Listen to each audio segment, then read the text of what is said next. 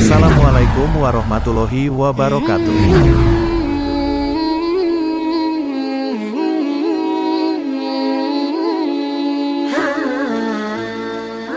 Terdapat 5 hewan yang haram untuk dibunuh dalam Islam yang harus kamu ketahui. Dalam Islam, ada sekian banyak binatang yang bisa dibunuh serta terdapat pula beberapa binatang yang haram untuk dibunuh.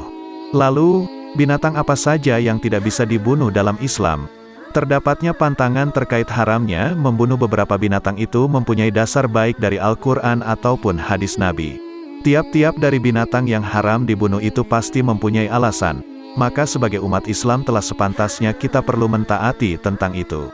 Allah telah menundukkan segala apapun yang terdapat di bumi untuk orang, termasuk di dalamnya binatang serta tumbuhan. Binatang serta tumbuhan ini mempunyai banyak manfaat yang bisa berguna buat kehidupan manusia.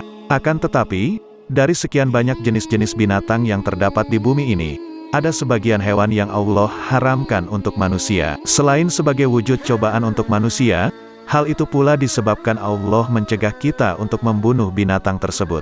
Inilah 5 binatang yang haram untuk dibunuh di dalam ajaran Islam.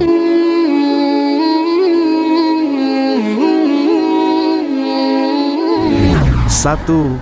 Semut. Semut jadi salah satu binatang yang dipercayai selalu bertasbih. Binatang kecil tersebut juga merupakan bala tentara Allah yang terbanyak. Semut sebagai salah satu binatang yang dilarang untuk dibunuh dalam Islam. Perihal ini sesuai dengan sabda Rasulullah Shallallahu Alaihi Wasallam dari Abu Hurairah radhiyallahu anhu bahwa Rasulullah Shallallahu Alaihi Wasallam bersabda, salah seekor semut sempat menggigit salah seseorang nabi. Kemudian nabi itu menyuruh untuk mendatangi sarang semut serta membakarnya. Namun Allah kemudian menurunkan wahyu kepadanya. Apakah cuma sebab seekor semut menggigitmu lalu kalian membasmi satu umat yang senantiasa bertasbih kepadaku? Hadis riwayat Muslim.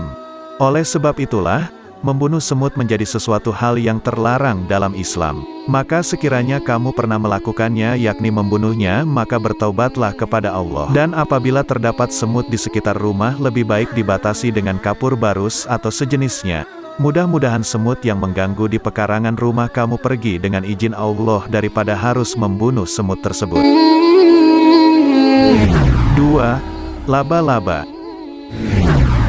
Dalam sejarah kisah Nabi, laba-laba dipandang sebagai binatang juru selamat Rasulullah dikala ia dikejar oleh kalangan Quraisy. Diketahui jika dikala itu, Rasulullah bersembunyi dalam gua dan kalangan kafir Quraisy hampir saja menemukan beliau.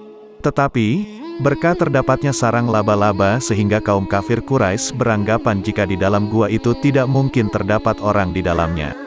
Rasulullah kala itu berada di dalam gua Sur yang ditemani sahabat sejatinya Abu Bakar. Mereka bersembunyi dari banyak orang kafir Quraisy. Orang-orang itu kemudian mendatangi mulut gua guna memastikan apakah betul Nabi Muhammad serta Abu Bakar terdapat di dalamnya. Tetapi apa yang mereka dapati kala sampai di sana, di mulut terowongan terdapat sarang laba-laba yang masih utuh sempurna serta di situ mereka pula mendapatkan 2 ekor burung merpati. Maka mereka amat percaya bahwa di dalam tidak ada orang, merujuk pada kisah tersebut.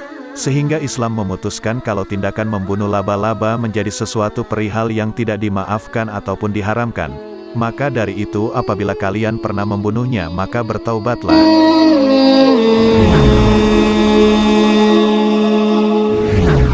Lebah adalah salah satu binatang yang istimewa dalam Islam. Apalagi secara harfiah julukan lebah digunakan sebagai nama bagi dari salah satu surah dalam Al-Quran yakni surah An-Nahl. Terselip banyak pelajaran yang dapat dipetik dari kehidupan lebah. Tidak hanya itu juga dari segi manfaat. Lebah yang dikenal sebagai penghasil madu ini sangat mempunyai banyak manfaat untuk kesehatan. Mayoritas ulama mengatakan hukum lebah selevel dengan semut dengan landasan hadis di atas, yaitu pantangan membunuhnya serta pantangan menyantapnya. Namun para ulama menerangkan jika larangan membunuh lebah sebab menghasilkan madu yang bermanfaat untuk manusia.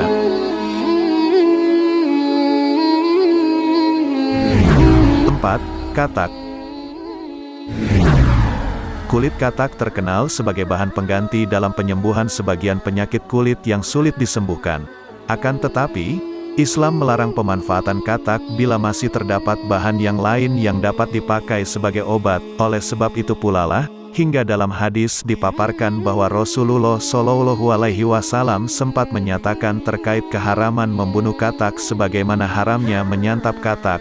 Jadi, apabila kamu pernah membunuhnya apalagi memakannya, maka segera bertaubatlah. 5. Burung hudhud. Burung hudhud merupakan salah satu binatang yang disebutkan dalam Al-Quran. Burung belatik ini amat terkenal dalam kisah Nabi Sulaiman karena menjadi utusan yang mengantarkan pesan Nabi Sulaiman pada istri Raja Bilqis. Keistimewaan burung tersebut menyebabkan binatang yang satu ini haram dibunuh sesuai dengan ketentuan Islam. Itulah 5 binatang yang diharamkan untuk dibunuh berlandaskan ketentuan Islam. Wallahu a'lam bishawab. Wassalamualaikum warahmatullahi wabarakatuh.